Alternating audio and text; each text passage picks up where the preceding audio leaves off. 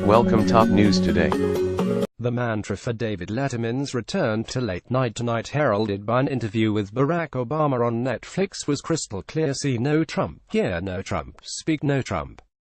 Even with the early mention in the nearly 1 hour My Next Guest needs no introduction with David Letterman of possible Russian interference in our democracy, the diminishment by the head of the democracy of the press. Twitter, the difference between Fox News viewers and NPR listeners. The name of the former Celebrity Apprentice host was never actually uttered by the former president. A segment in Selma, Alabama, with Congressman and civil rights icon John Lewis did mention Trump, but only to dismiss him as an aberration in the American arch and body politic. In basically ignoring the ever-looming current president of the United States on another storm of a day, the pre-taped result from last fall was primarily a warm, fuzzy, and sauntering up-on dull chat between two well-spoken men who obviously like and respect each other and didn't want to cause each other any possible grief. It may drive Trump bats not to have gotten any attention from his predecessor, and an early morning tweet storm could always be coming. However, with Obama staying as far away from anything resembling controversy as possible, and Letterman often handing over the reins of the interview, this debut episode of My Next Guest was not scintillating television by any stretch.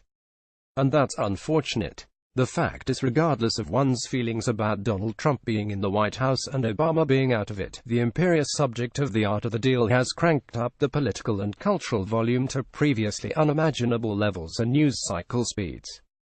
Perhaps with a desire to turn that volume and velocity down, the sidestepping of Trump after a year in power and casting Obama within a very singular historical context made My Next Guest feel outdated.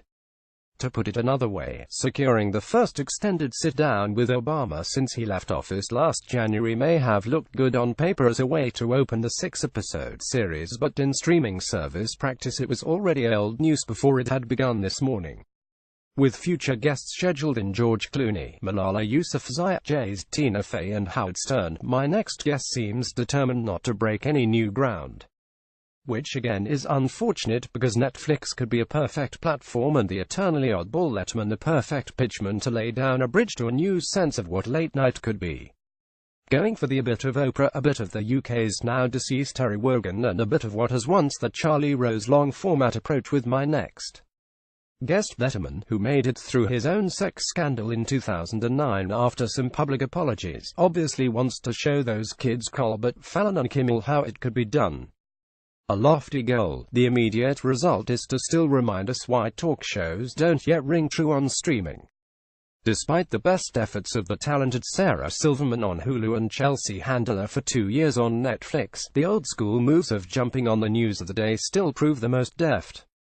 Just think of the show that could have been tonight if Letterman had quizzed Obama on his reaction to Trump's apparent disdainful comments about immigrants from Haiti and Africa, where the expo's own father harked from. Just think about that, Reed Hastings, and the subscription sign-ups you would have hauled in. That's not the show we saw starting at midnight. After a clip of Obama on Letterman's old CBS show in its final year of 2015 that saw the duo joking around about what they would do in retirement, My Next Guest cut to some intentionally live footage of the ex-late nighter on the phone very politely asking the 44th POTUS if he'd come on his new show.